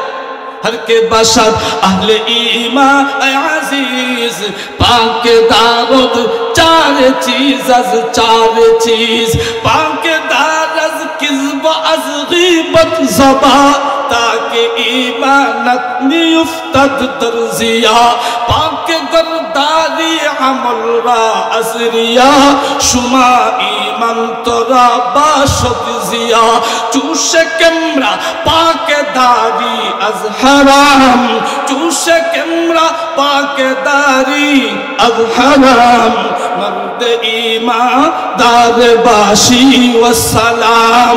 আমার কথা বলার মাকসাদ আপনারা বুঝছেন, অবশ্যই বুঝছেন। আমাদের আল্লাহকে পাওয়া লাগবে। কথা বলেন ঠিক না বেঠিক?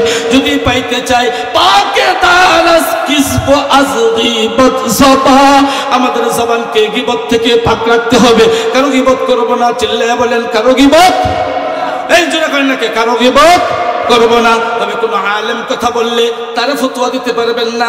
আপনি সমালোচনা করেন কেন? কোনটা গীবত, কোনটা বলতে হবে, কোন কি করতে হবে না হবে, সেটা আলেম আমার চাইতে ভালো জানেন। কথা বলেন ঠিক কিনা? যেমন ইমামে বুখারী, ইমামে মুসলিম রাহমাতুল্লাহি আলাইহি মুসলিম শরীফের শুরুতে এতগুলো পাতার মধ্যে লেখছে অমুকের হাদিস নিও না, কারণ অমুকের এই বদ অভ্যাস ছিল, অমুকের হাদিস গ্রহণ করিও না, তার মস্তিষ্ক দুর্বল ছিল, অমুকের হাদিস গ্রহণ করিও না, তার তাহাজ্জুদের মধ্যে সমস্যা ছিল, অমুকের হাদিস গ্রহণ করিও না, তার কৃপণতা বেশি ছিল। এই সমস্ত দুষ্বইলা বইলা উম্মতরে বাঁচাইছে। কথা বলেন ঠিক কিনা? কাজে আপনি নিজে কোনো গীবত করবেন না, আলেমের ব্যাপারে আপনার কথা বলা দরকার নাই। কারণ ওই মৌলবীর উস্তাদ দুনিয়াতে আছে, ওই মৌলবীর বড় আরো মৌলবী আছে, ওই মৌলবীর ঘাড়ে ধরার জন্য, আমার ঘাড়ে ধরার জন্য সাথী সাহেব আছে না নাই? কথা বলেন, কথা বলেন। আমার ঘাড়ে ধরার জন্য অবশ্যই আমাদের মুফতি সাহেব আছেন, খাল্লা হুজুর, তারা ধরবে। আপনি শুধু বলছি এতটুকু, যদি আমার মাসলাক আপনার মাসলাক এক হয়, আমার কথা মেনে নেওয়া দরকার। পাকে দারাজ কিজব আজগিবত জবা তাকে ঈমানাত নিউফতাদ দরজিয়া। তোমার জবানটাকে মিথ্যে থেকে পাক রাখো, গীবত থেকে পাক রাখো। ওয়াদা তো করা দরকার, এটা ওয়াদা না তো, এটা তো আমার আরো বেশি কিছু হওয়া দরকার। বলেন, চিল্লায় বলেন, আমি আমার জীবনে, জোরে জোরে, আমি আমার জীবনে মিথ্যা বলবো না, গীবত করব না। এই দুইটা কাজ করলে কি হবে? কবি বলেন, পাকে দারাজ কিজব আজগিবত জবা তাকে ঈমানাত নিউফতাদ দরজিয়া।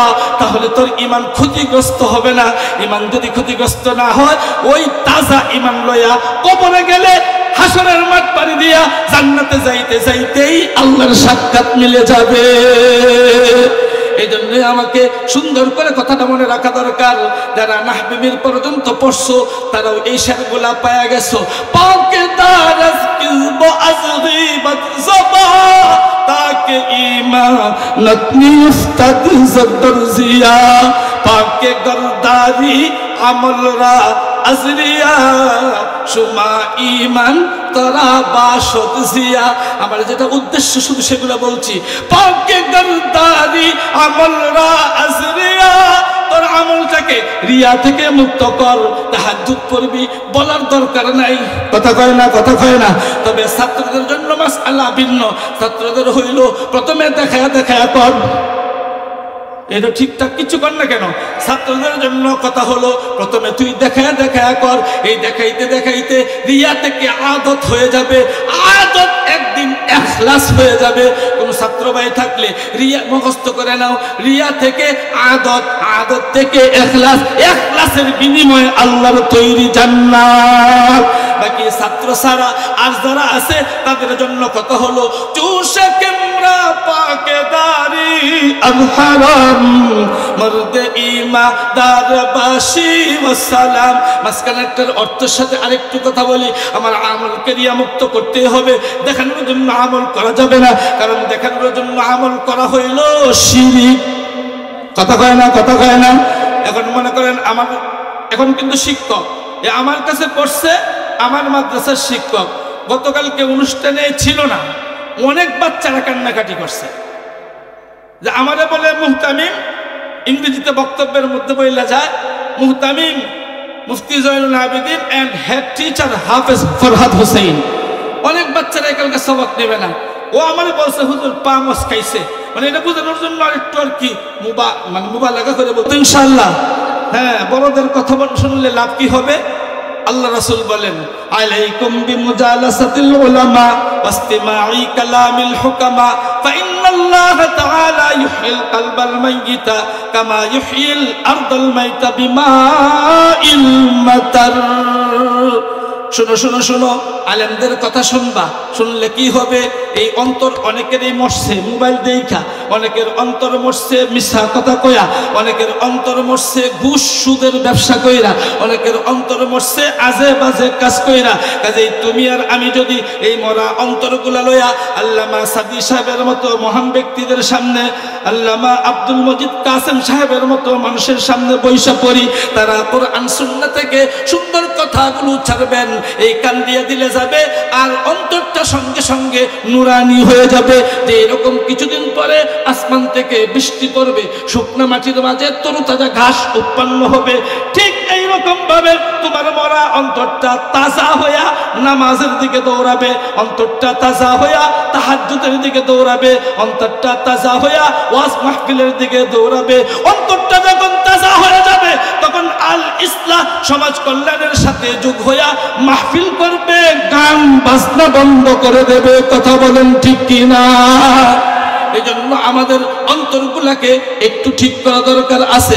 আমি খুশি হয়েছি আল ইসলাহ সমাজ কল্যাণ যদি শক্তিশালী হয়, দাঁড়ায় যায় শুধুমাত্র এই রাজাপুর ইউনিয়ন, এই ইউনিয়নের নাম কি, এই খারুয়া ইউনিয়ন কেন, পুরা নান্দাইল থানার নেতৃত্ব দেবে এতটুকুই আমরা খুশি না, বরং আমরা চাই এরা আপনাদের সবাইকে নিয়ে শক্তিশালী হোক, যাতে সারা বাংলাদেশে যে কোনো জায়গার মাঝে ওরা খবরদারি করলে সবাই মানতে বাধ্য হয়। কথা বলেন ঠিক কিনা? আমরা এই আল ইসলাহ সমাজ কল্যাণের পাশে থাকবো তো? আমরা এই আল ইসলাহ সমাজ কল্যাণকে শক্তিশালী করি, এদেরকে বলি চলো আগাও, যেখানে ঠেকবা আমাদেরকে বলবা। তবে আল ইসলাহ সমাজ কল্যাণ সংগঠনের সকল সাথীকে বলবো, তোমরা এখন নতুন, তোমাদের বয়স কম, যে কোনো অন্যায় কাজে বাধা দেওয়ার তরতিব আছে। এই ওয়াজটা কিন্তু এই ছেলেদের জন্য, আপনারা একটু হাঁ হাঁ করেন না কেন? যে কোনো অন্যায় কাজে গান ভাঙ্গার নিয়ম আছে, যাত্রা মঞ্চ ঘুরিয়ে দেওয়ার কিছু নিয়ম আছে। ফামান রাআ মিনকুম মুনকারান ফালইয়ুগাইয়িরহু বিয়াদিহি, হাত দ্বারা ভাঙ্গা দাও। তবে এই জায়গায় খাররা মাদ্রাসার প্রধান হুজুরের অনুমতি লাগবে, পরামর্শ লাগবে, মসজিদের ইমাম সাহেব, মুরব্বী ইমাম সাহেব, তার অনুমতি লাগবে। তারা পরামর্শ করে বলবে, তারপর ভাঙবে। কারণ তোমরা বয়স কম, তোমরা ভাঙতে পারবে, কিভাবে ভাঙা দরকার বুঝো না। তবে কথা হলো এইটাই, যদি দেখো যাত্রা গান উড়াইয়া দাও। কথা কয় না? কথা কয় না? মুনকারান ফালইয়ুগাইয়িরহু বিয়াদিহি ফাইন লাম ইস্তাতি' ফাবিলিসানিহি, শব্দে দাঁড়ায় যাও। তোরা যদি গান কস, আমরা আজকে মাইক দিয়া এই দিকে কোরআনের তেলাওয়াত ছাড়বো, এইটা হইল মুখ। আপনারা কি মনে করছেন যাত্রা গান প্যান্ডেলের সামনে দুইবার কইয়া পড়বো, করিস না করিস না, বাধা দিয়ে গেলাম? না না, গুড়ার টিম আপনি বুঝেন নাই। বরং তোরা যাত্রা করলে আমরা 10টা মাইক এই দিকে চালাইয়া সারা রাত্র কোরআন পড়বো, দেখি তোদের আওয়াজ বাড়ে না আমাকে আওয়াজ বাড়ে। কথা বলেন ঠিক কিনা? হুজুর এইটাও আয় না, এলাকার নেতারা সব হ্যাগল লগে কালবিহি দ্বারা উদ্দেশ্য হলো এই এলাকার সব মৌলবীরা একখানে বৈশা পড়ো। এই আলেম উলামা, এই কথাটা ভালো করে মনে রাখেন। ছাত্র সমাজ ভালো করে মনে রাখেন, সুদী সমাজ ভালো করে মনে রাখেন। শেষ শব্দের তর্জমা অনেকেই কয় মনে মনে ঘৃণা করো, গোড়ার ডিম আপনারটা হয় নাই। বরং ফাবিকালবিহি দ্বারা উদ্দেশ্য হলো এলাকার গণ্যমান্য ব্যক্তিদেরকে নিয়ে বৈশা যাও, তাৎক্ষণিকভাবে কিভাবে বন্ধ করা যায় পরিকল্পনা এলাকা যাও। চেয়ারম্যানরে ফোন লাগাইয়া দাও, বন্ধ করো, না হয় কিন্তু প্রতিদ্বন্দ্বী আমরা খাড়া করব। কথা কয় না? কথা কয় না? ভোট তো দিবই না, বরং চেয়ারম্যান আরেকটা তোমার বিপক্ষে খাড়া করবো। ফাবিকালবিহি, পরিকল্পনা করো। কোন পরিকল্পনা? যেই পরিকল্পনা এখনই বাস্তবায়ন হবে এবং এর মাধ্যমে অপকর্ম বন্ধ করতে বাধ্য হবে। কথা বলেন ঠিক কিনা? ফাবিকালবিহি দ্বারা উদ্দেশ্য হলো পরিকল্পনা, না মনে মনে ঘৃণা করা। কথা কয় না? কথা কয় না গো? ফাবিকালবিহি দ্বারা উদ্দেশ্য কি? পরিকল্পনা। সব মুরব্বীদেরকে নিয়ে পয়সা চেয়ারম্যানরে কল দেওয়া, চেয়ারম্যান সাহেব একটা কিছু করেন, তখন হেই যায় কইব তোমরাও আমার জনগণ, হেরাও আমার জনগণ, মাঝখানে মারামারি করা তো আমার দায়িত্ব না। 44 কথা কয় না? আরে 1 কইছি ইংরেজিতে, 44 বাংলা, 144। সবাই বাড়িতে যায় ঘুমাও, মারামারি করতে হয়, কালকা দেখবো। আর চেয়ারম্যান যেহেতু হয়েছে, হের মাথায় কিছু বুদ্ধি আছে, যেমনে পারে এমনি করবো। কারণ সমাজের মধ্যে খারাপের লোক বেশি, কিন্তু হকের শক্তি বেশি। কথা বলেন ঠিক কিনা?